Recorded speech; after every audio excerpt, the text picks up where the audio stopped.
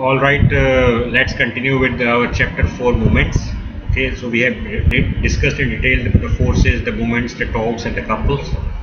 And I have discussed this slide before ending my last lecture about the importance of this counterweight and the reactions. And let's go to another slide.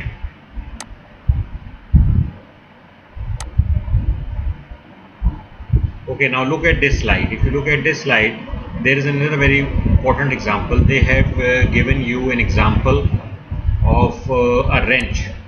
An example of a wrench has been given over here in this slide.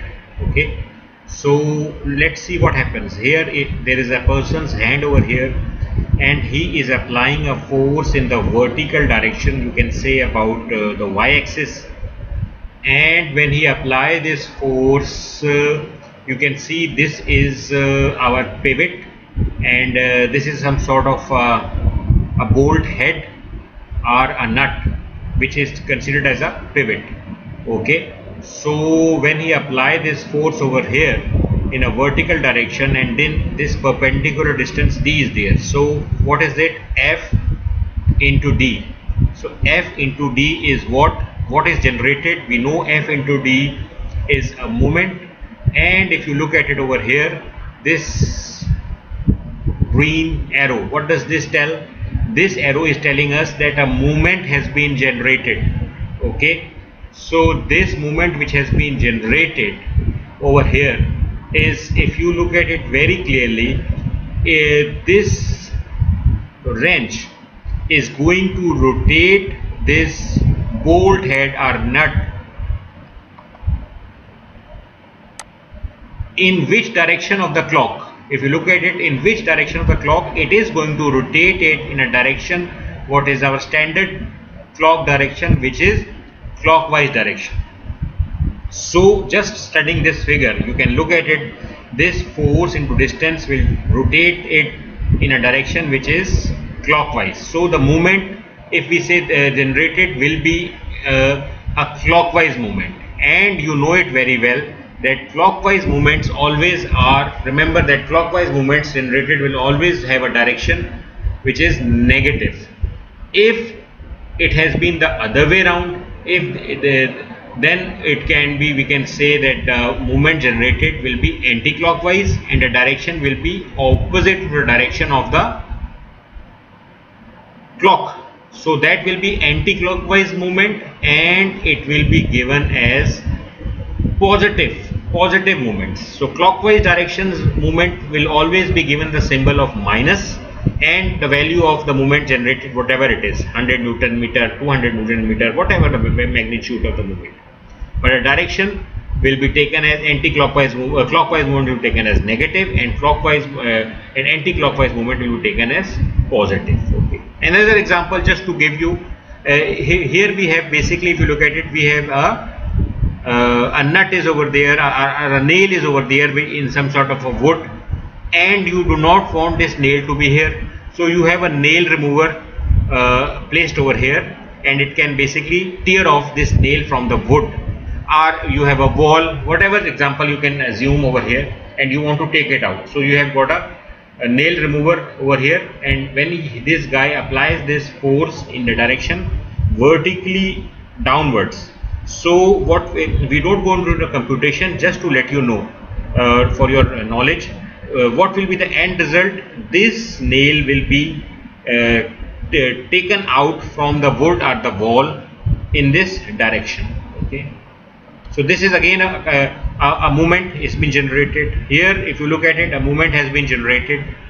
This is a space shuttle. Okay, here its centroid, a center of gravity is placed over here, and you know that as it is being dragging, it is going speeding up, there will be a vertical drag force acting in this direction, but it's another effect will be over here, action and reaction. But this they have got a thruster over here, and this thruster has a basically can rotate downwards, upwards, right, left, and its reaction will basically help it propel the space shuttle on the upward direction. Okay, so what you can see over here, again, this force components will have 5 degrees, it will have different components, y component and x component.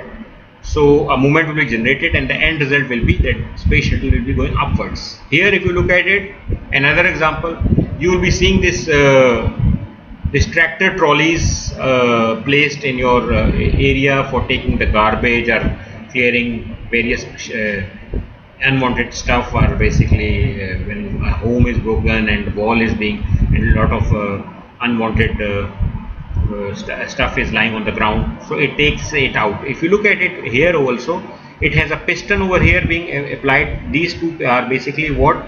These are pistons and then these are links, and when this piston applies a hydraulic pressure, these links, what does it do? They will be able to move it upward and downwards. A movement will be generated as a result of this hydraulic cylinder working, and the pressure is generated, and these links can move this basically what is called as a basket, a metallic basket, in which whatever stuff it can move upwards, it can basically take it up and take it down and apply the pressure. So again a movement is being generated here. Another example, very commonly, if you have got a bolt shank or head and two nuts over there, and you want to tight it or close it, basically what you will do, you will basically try to fix it on one side, and by means of this wrench you can basically apply a clockwise and anti-clockwise torque respectively, a movement which is basically to close this nut, tighten this nut or loosen this nut.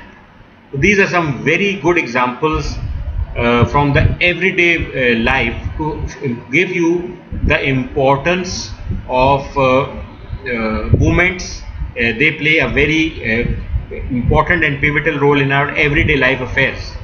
So you have to have basically understanding of movements. Good examples. So these are 1, 2, 3, 4, 5 good examples, everyday examples.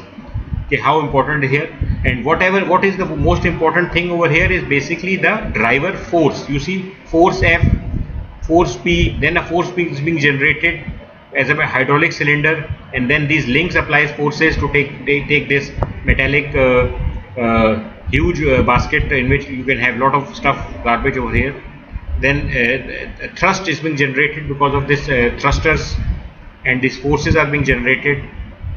Then this man is applying some force, and then there is perpendicular distance acting downwards, and end result this wrench can be rotated in a clockwise direction or in a anti-clockwise direction, clockwise or anti-clockwise direction, to open this nut and loosen your assembly. Okay, so this is a very good example. Then we go ahead and we see a two-dimensional description of a movement over here. So consider a force. If you look at it, consider a force of magnitude F and a point P. Okay, this is any point P and this is a force F. Okay, so let's view them in direction perpendicular to the plane containing the force vector and the point. Okay, this is our force vector, and these is basically the axis. This is the axis, this is the point P. So if I draw a straight line in such a way that this axis and this point P makes an angle of 90 degrees. It makes an angle of 90 degrees, and this D, what is this D? Is basically the moment arm. Okay, that is, he is saying the magnitude of the moment of the force about P is the product. What is the product? It is a product D into F, D into F, and what is it? Is the magnitude of the movement. So in this example, the force would tend to cause the what type of rotation? If you look at it, it will create a rotation which is we called as counter clockwise rotation about the point P. Okay, so this force, if you look at it, we have basically our adjustable wrench over here, and when he applies the force in this direction, this end effect is basically an anti-clockwise movement is generated. Okay? That is why he says counter clockwise rotation about point P. That is, we imagine that the force acts on an object that can rotate about point P. This would cause the counterclockwise rotation. We say the direction of the movement is counterclockwise, and we define counterclockwise movement to be positive. Again, what I've said you in the previous slide, they are always counterclockwise or anti-clockwise. It is one and the same thing. To be positive and clockwise movement, whenever generated, it is negative. Okay, just asking you how we can create an anti-clockwise movement or clockwise movement here. Just change the direction of this force in the other way around. You put it like arrow is over here. You rotate it and you put the arrow in the downward direction. Now the movement orientation will change and it will be a clockwise movement and it will be negative. Just for the knowledge point of view, I'm telling you. Okay, let's go ahead. This is a usually convention, although occasionally counter situations in which it's more convenient to define clockwise movements to be positive. This is again a convention is talking about. So the movement of the force about P, MP is equals to D perpendicular distance into force F. Notice that if the line of action F passes through P, what is he saying?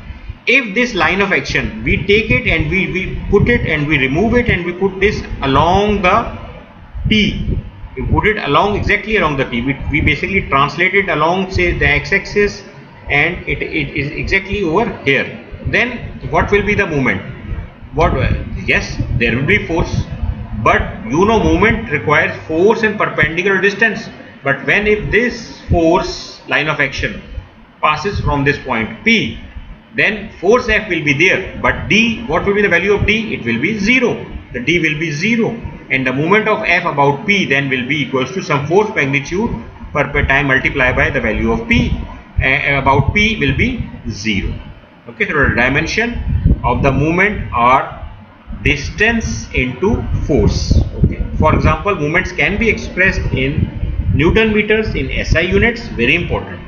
In SI units, this movement will be expressed in Newton meter, and in other way around, in basically your US customary units, it is expressed in foot and pounds. Okay, foot pounds. Pound is the force and foot pounds. Okay,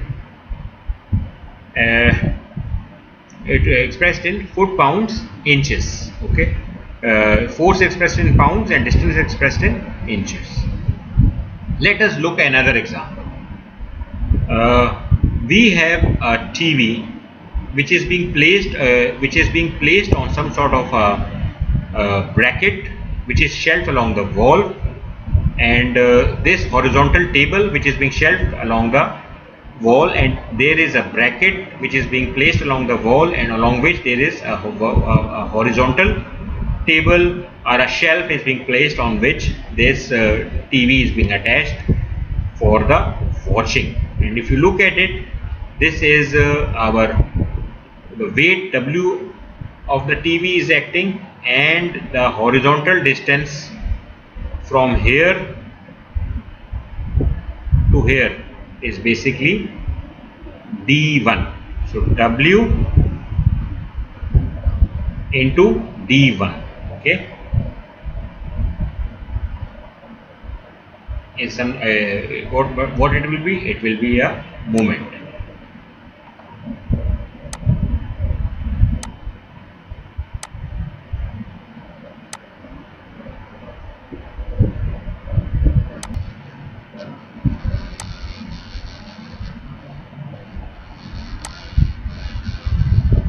Now I ask you a question, that this TV which is being placed over here and this TV which is being placed, is it safe to put it over here, or if we move it to some distance, say D2, which is greater than D1, or we move this TV to another distance, say D3, what is a better position to place this TV?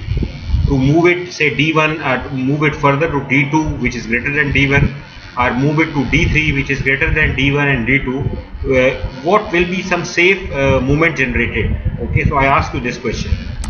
Like here we have placed this TV over here in the previous slide.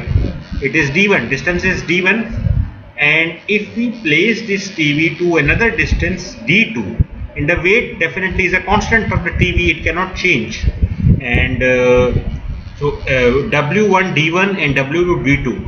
So what we can say, being engineers, that placing this television near the wall minimizes the moment exerted on the support of the shelf at P.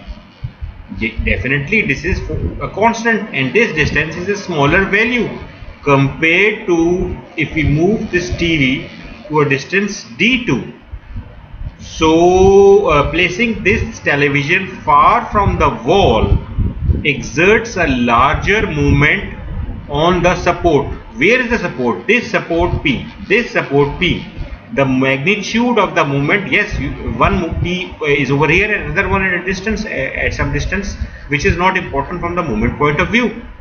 So placing the television far from the wall exerts a large amount on the support at P, which could cause it to fail. So it is always best to place it never at the corner of the shelf. Okay, so one thing, it can basically fall down, someone can put a hand on it and it can fall down. Another way, the movement generated will be of very high magnitude and it could result in a failure, okay, of this support. This support, if it is very large weight and they are very weak supports are over here, they can taken out it from the wall. So you have to be very careful when placing it at an optimum distance D2. Okay, let's go ahead and see another example.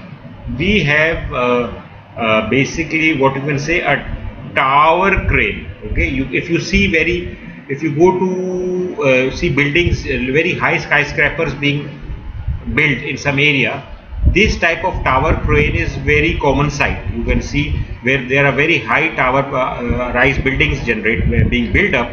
So these tower cranes helps us in the construction. Okay, so used in the construction of high rise buildings or skyscrapers. So if you look at it, there is some sort of a counterweight over here also, and there is some lifting huge heavy weight over here. And where is the pivot of this tower crane? Yes, somewhere in the middle over here, where it is being fixed at some point and it has the capability to rotate. Okay, so to rotate in different directions. So what is it saying over here? You can say this counterweight weight is W2 and this weight which is being hoisted is W1 and your pivot point is P. So now you can see one moment will be generated as W2 into D2 and the other moment generated is W1 into D1. Okay, so if a force is expressed in terms of components, the moment of the force about a point P is equal to the sum of the moments of its components about P. So very important that if you want to create movement, what will be the moment at this point P? It will be the sum of the individual moments of W1 into D1 and W2 into D2. One thing very important, you have to make sure that which type of movement will create an anti-clockwise movement and which type of movement will create a clockwise movement. You have to be very critical and very careful of the direction also. So what is this? We described in this section can be method to determine the sum of the moments of a system of forces about a point if the forces are two-dimensional. Again, two-dimensional coplanar. Why? Because this is say y-axis, this is x-axis, there is no third dimension shown. So coplanar are forces acting in one plane. You can say x, y, y, z, x, z, but there will always be a two axes. So it is coplanar and the point lies in this point lies in the same plane. Okay. So the sum of the moments exerted about point P by the load W1 and the counterweight W2 is summation of all the moments P is equals to D1 W1 minus D2 W2. Okay, So why the question arises, why D1W1 is a positive moment and why D2W2 is a negative moment? The moment tends to cause the top of the vertical tower to rotate, okay, so this moment MP, and could cause it to collapse. Very important and very dangerous. You know why? Because if it collapses, there can be a lot of cars over there, there can be some labor, some officers, some engineers working down, and if this tower crane collapse, that can be very dangerous, and lots of it can be human life could be at risk and could be in danger. So very critical, very important. This movement tends to cause the top of the vertical tower to rotate and could cause it to collapse. If the distance D2 is adjusted so that D1W1 is equal to D2W2, the moment about point P due to the load and its counterweight is 0. Okay, so this is very important. This is some movement is generated, D1W1 minus D2W2. So what we can do, if we want to adjust this movement in somehow that summation of all the moments about P must be equal to 0. So the only way it can be 0 is that D2W2 when goes on the other side, it is exactly the same. So when we sum up these two moments, it comes out to be equal to 0, and if there is this moment P is 0, it means that there will be this MP will not be generated, and there will be no moment generated about this point P, and there will be it will be equal to 0. So if that is the scenario, you have to adjust either with these variables, either adjust it to exactly the same distance D1, or increase the distance or decrease the distance in such a way when you multiply W to D2, its magnitude of the moment comes out exactly the same as D1W1. So in that scenario, this D2W2, if you look at it, it will be generating a clockwise movement, so it's negative. If we sum, and this is D1W1, if you look at it, this D1W1 is an anti-clockwise movement. So if we sum this, for example, if we say it comes out to, we change the values in such a way that D1W1 comes out to be equals to say 1000 Newton meter, and this DW2 also comes out to be 1000 Newton meter. So plus 1000 Newton meter minus 1000 Newton meter, what is the end result? It is 0, which means the moment generated at this point P is a 0. So in this scenario, if this happens, it means that your crane is safe. There is no extra movement generated.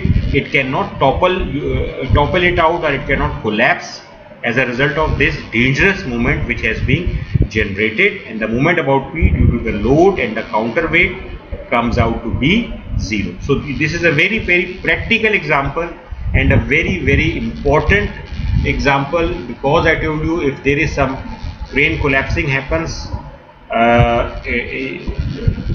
human life can be at jeopardy, and death of humans or injuries can occur. So very important. And just to give you from an example, like 3 years or 2-3 years ago, so this type of a crane has collapsed in our holy city of Makkah at the Kaaba, and a lot of pilgrims died. If you remember, like 2-3 years ago, they died because this crane collapsed as a result of some sort of a tornado happening over there, and the weight, its individual weight is also in tons. So if it falls on the pilgrims or humans, it can be very much detrimental, and death and very huge injuries can occur. Okay, so this example gives you a lot of importance, that how important movement calculation is there, and how you have to make a calculation safe for not only the humans but also for the structure, that the structure will not collapse. So being engineers, you have to be very much careful about the collapse of the structure.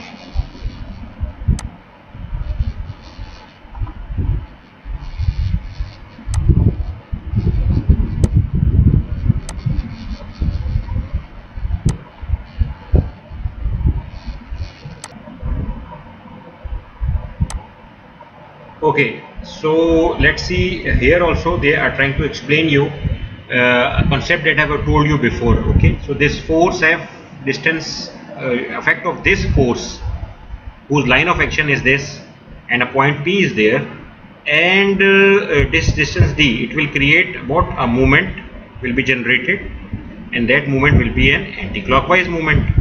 Okay, but the same thing is the force vector of magnitude F and point P are both contained in the planes of the pages.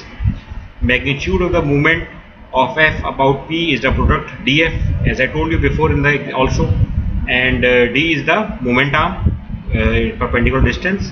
Direction will be taken as always. Anti-clockwise movements will be treated as positive and clockwise movement will be treated as negative. MP equals to dF. But one thing very important over here, this force F, if you look at it, it could also be has some angle theta. So we can resolve this parent force F into its respective components, and you can look at it as this will be the horizontal component Fx, and this will be a vertical component Fy. Now this force F is basically vanished, and we have this component of force is say F cos theta. And what about this vertical component? This vertical component, it will be F sin theta. Now another thing arises, till this F cos theta and F sin theta, very important. This force F cos theta will create a moment about point P, and this force F sin theta will also create a moment about this point P. Okay, so we can say that this force F cos theta moment will be this perpendicular distance along the y-axis, and this force component F sin theta, its perpendicular distance to point P will be along the x-axis. Okay, so again very important, because lot of numericals will be solved on this concept. I am repeating again, so if you have missed this point, I am repeating again. Okay, this is our parent force, like here I have explained you, and this was simple movement. But this force, if you resolve it along the x-axis and y-axis, okay, so it will have two components. This component will be Fx and this component will be Fy, which are being generated because of this force F at some angle theta. It can be angle theta, phi, alpha, whatever it is. So now we won't be considering this force F, we will be considering this Fx and Fy, and this Fx is a force, its movement till point P will be about some distance about the y-axis, and this force Fy, its movement about this point P will be along the x-axis. You can give any numerical value to this force F and make it any angle theta, 30 degrees, 45, and you can give any distance here as 5 meter, 10 meter, or whatever it is, or 20 millimeters, and this distance as 30, 40 millimeter. So what is he says over here? This explained in theoretical words. He says if F is expressed in terms of components, the movement of F about P is equal to the sum of the movements of the component of F about point P. That is what he is trying to say, that the sum of the movements of the components of F about point P. Okay. So now let's go and jump to a numerical. Because you know, when you solve a numerical, you basically are trying to implement the theoretical concepts that you have learned in the previous slides, and you are going to apply it numerically. So that basically gives you a further insight on how to solve the practical real world systems. Okay, so now let's see, we have a problem at hand, and he says what is the movement of the 40 kilonewton force about point A. Okay, so if I resolve, what is the, this is 40 kilonewton force and about point A. How will we solve this problem? We know this 40 kilonewton force about the x-axis is making an angle of 30 degrees. So we can calculate the magnitude of the movement, and the point is A. Okay, the magnitude of the movement by determining its perpendicular distance from point A to the line of action of this force. Okay, so you want to make it, what is the perpendicular distance? If you look at it, this is the 40 kilonewton force, and what will be its axis? It is going like this, and it will be going like this, as they have explained it over here. This is the axis. Okay, and what I will say, from this point A to this horizontal distance is D. Okay, so if you look at it, the perpendicular distance from point A to the line of action of the force is, from here to the line of action of force is basically, this is 6 meter. Okay, this 6 meter, and if you look at it, this distance is D. Okay, so what will be D actually equals to?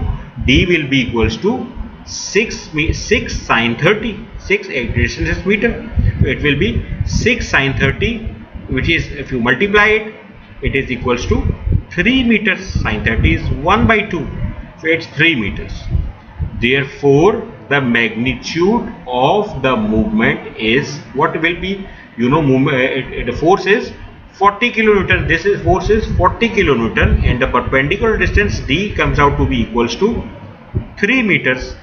Therefore the magnitude of the movement is 3 meters is the distance, and the force is 40 kilonewton. It comes out to be 120 kilonewton meter. Okay, so the direction of the movement is counterclockwise. If you look at it, it will take this bar or system to counterclockwise. So movement about A is 120 kilonewton meter. Okay, you can also do it, resolve the 40 kilonewton force another way. This is one approach. Okay, another approach is, you can also say this force will have two components, 40 cos 30 and 40 sine 30. So what you take it, 40 sine 30, and you take this perpendicular distance C, the result will again be the same. It will be the same result, 120 kilonewton meter, and it will be counterclockwise. So these are the same two approaches. It is your choice. You follow, you resolve into components, or you basically extend its axis and take the perpendicular distance of this distance over here, which will be, as you told, it was 6 sine 30. Again the result will be the same. The different methodologies, converging results is the same.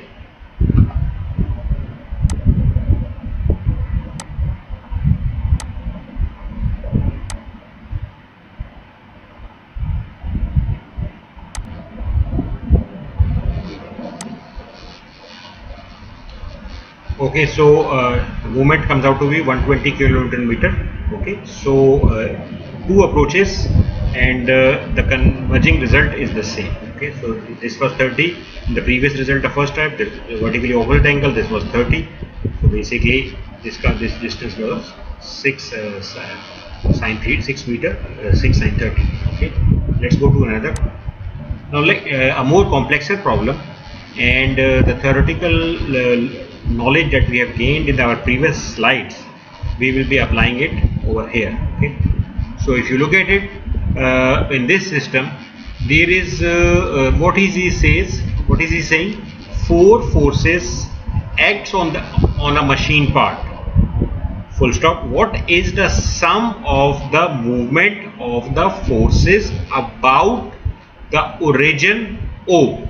So he is saying there are four forces, one force, two force, three force, four force, and what is the overall effect of these forces about some point which is O. Okay, so the effect of all these forces about this point O. Now look at if we look at this numerical, we see that there is one force of 3 kilonewton which is passing through this point O. The origin O or the pivot O, what we say, or the fulcrum. What these are different points, we can name this point. So this one force of 3 kilonewton is acting over here. The other force, if you look at it, is the 5 kilonewton force, and then the other force is 4 kilonewton force making an angle of 30 degrees, and another force of 2 kilonewton which is vertically downwards. This force is along the x-axis, this force is along the y-axis, but this force is coplanar. Remember the previous slide we told you this force is coplanar and it is making an angle of 30 degrees. Okay, so now you have to look at it. Forces are there. You also the other thing is, for moment you need to have the perpendicular distances or moment arm generated. That is very important. Okay, so if you look at it, this force of 3 kilonewton, okay, is passing through the fulcrum, and this force of 5 kilonewton is not passing through the fulcrum, but it is along the axis of this point origin O. Okay, so these are points. So how we will proceed? What will be our strategy to solve this problem? We can determine the movement of the forces about point O directly from the given information except of the 4 kilonewton force. Okay, so we will determine its movements by expressing it in terms of components and summing the movements of the components. Okay, so let's solve it. The strategy is very simple. I have totally explained us how we will solve it. We will solve it that force or moment problem that will be the simplest to solve. Okay, so the movement of the 3 kilonewton force, if you look at it, this one is force is there, but the line of action of the 3 kilonewton force passes through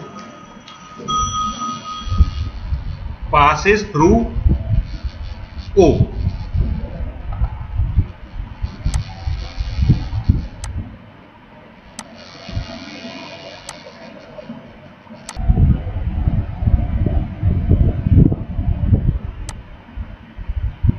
Okay, so line of action of 3 kilonewton passes through O, so it exerts no movement about point O. Now we go to the other force, the movement of the 5 kilonewton force.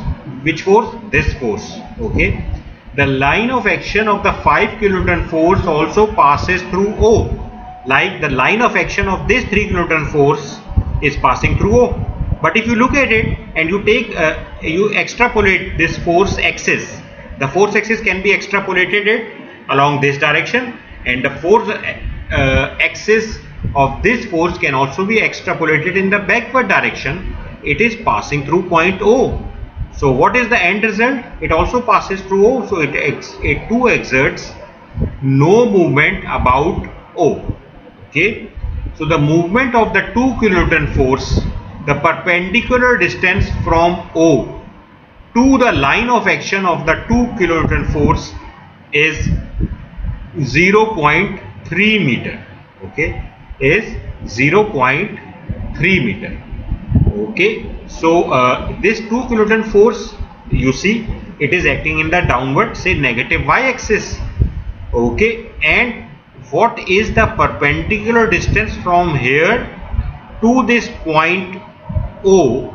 say you can easily calculate this distance as 300 millimeter. Okay, so again if you look at it, this 2 kilonewton force from this O, it will try to tend to change, apply the movement in which direction. If you look at it from this O, this force is going to take this movement direction in the clockwise direction, and he says the perpendicular distance from O to the line of action of the 2 kilonewton force is 0.3 meter. As it is say 300 millimeters changed to meters, it will be 0.3 meter, and the direction of the movement about O is clockwise. You see, from this point it will be clockwise. All right, and so the movement of the 2 kilonewton force about O is 0.3 meter is the perpendicular distance, and 2 kilonewton is the force. So it comes out to be 0.600 kilonewton meter. But why have they induced this minus sign? Again, the answer lies, it is a clockwise movement. Since it is a clockwise movement, it will be equals to minus 0.600 kilonewton meter. So we have converted the perpendicular distance from millimeters into meters, obtaining the result in terms of kilonewton meter. Okay, because if we say 300 millimeter, so that result will not be considered as a kilonewton meter, but rather a kilonewton millimeter, which is the wrong symbolic assumption. Okay, so we want it, when we say Newton, it has to be in the when Newton is defined, so symbolically it has to be in meters and it shouldn't be in millimeters. So if you write your results in millimeters, that will be considered as a wrong assumption. Okay, so you have to be very careful when solving it, these numericals related to the movement of a system of forces. Okay, now we go to the other numerical part of this numerical of this machine component, which is under the action of many different forces. So we introduce a coordinate system and express the 4 kilonewton force in terms of x and y components. The perpendicular distance from O to the line of action of the x component is 0.3 meter, and the direction of the movement about O is clockwise. So the movement of the x component about O is basically, if you look at it, for the x component is the same, it will be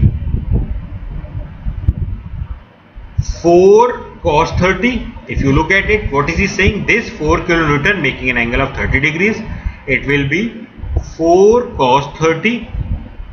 And what is the perpendicular distance of this force, which was Fx, and because it is along the x-axis, so 4 cos 30, and what is the perpendicular distance is 300 millimeter. So it is this 300 millimeter, as I've told you, converted into 0.3 meter. But from this O, if you look at it, this force component will try to create and rotate this component in the clockwise direction. So since it is clockwise, so they have put a negative sign here, and it comes out to be, when we multiply, it comes out to be minus 1.039 kilonewton meter. Okay, we have resolved this force 4 kilonewton into its respective components.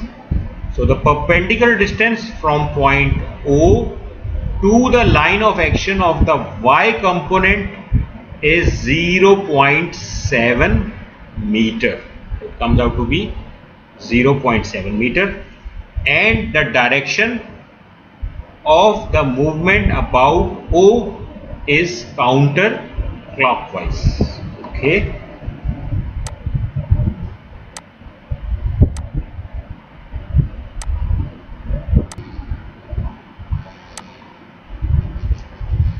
Okay, so the other way, the perpendicular distance from the point O to the line of action of Y component is 0.7. If you look at it very carefully, this is going to be 4 sine 30, and the perpendicular distance, if you move here to your pivot or origin O, from here to here, it is 300 millimeters plus 400 millimeters, so it comes out to be 700 millimeters, and you convert it into meters, it will be 0.7 meter. So it will be 4 kilonewton. Perpendicular distance component is 4 sine 30, which is over here. 4 sine 30 is the force. What is the perpendicular distance? It is 0.7 meter. So it comes out to be equal to what it has come out to be equals to 4 sine 30 into 0.7. So it is equals to 1.400 kilonewton meter. And the point over here is basically that is being generated is 1.400 kilonewton meter. But it is positive. Why? Because if you look at it, this force component from this point O, it will tend to rotate this machine component in the anti-clockwise direction. So it is counterclockwise, it will always be positive. Now we have so many movements generated as a result of different forces. So the sum of the movement of these 4 forces about point O, summation of movements about O, what is O? This point O, is come out to be equals to minus 0.6 kilonewton meter, minus 1.03 kilonewton meter, and plus 1.4 kilonewton meter. You add up all those minus sign showing the clockwise and this plus sign showing the anti-clockwise. So the net movement about O generated comes out to be equals to minus 0.239 kilonewton meter. Okay, so the 4 forces exerts a 0.23 kilonewton meter clockwise. So if you write clockwise with the movement, you remember this is a symbol, you write clockwise, then you don't need to add a minus sign.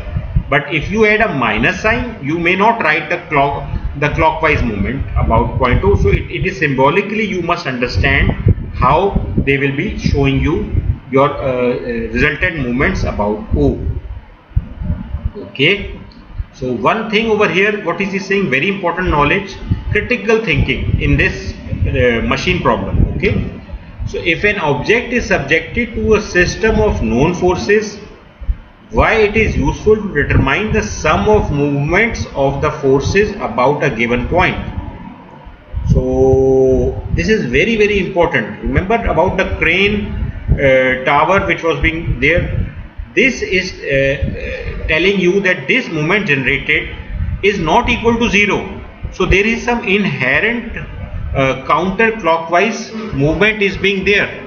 Okay, so which means that this system will undergo some rotation around about the clockwise or anti-clockwise movement.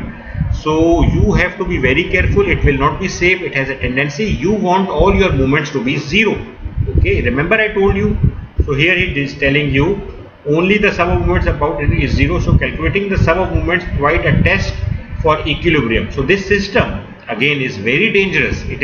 It has to be in equilibrium. Remember, summation of all the forces must be equal to 0 for a system to be in equilibrium, and summation of all the movements must be equal to 0 if the system is to be in fully equilibrium, not only from the force point of view but also from the movement point of view. So he is telling you that the object in this example is not in equilibrium. What is he saying? It is not in equilibrium. This is dangerous. Furthermore, in dynamics, the sum of the movements of the forces acting on the object must be determined in order to analyze their angular motions. So in dynamics we will be treating and calculating their angular motion as a result of those forces. Okay, so let's go ahead. Another problem is being placed over here for its solution. Okay, the force F, again there is this problem. This numerical will have two parts. 4.6 tells you the force F equals to 8 kilonewton. What is the movement of this force about point P? And then he tells you 4.7. If the magnitude of the movement due to the force F about Q is 30 kilonewton meter, what is F? Okay, so in one problem he says this force F is equals to 8 kilonewton. This force F equals to 8 kilonewton. What is, and this is its line of axis. This is its line of axis, initial point and final point. And what is the movement of this force about P? Where is P in this system? This is P. And he has also given you the coordinates of this force, which is 3 and 2. 3 is the x-axis and 2 is the coordinate of the y-axis. Okay. And in the next problem, he tells you if the magnitude of the movement due to the force F about Q is 30 kilonewton meter. Again, it's the other way around. Here he is giving you movement 30 kilonewton up which point about Q, but he doesn't say what is F. Okay, so these are two problems which we need to solve, and he has not given you in one problem he has given you F. He says calculate movement. In the other problem 4.7 he says that he has given you the movement generated as a result of this F, but he doesn't know and he wants you to calculate what is F. Okay, so let's solve this problem step by step. Okay.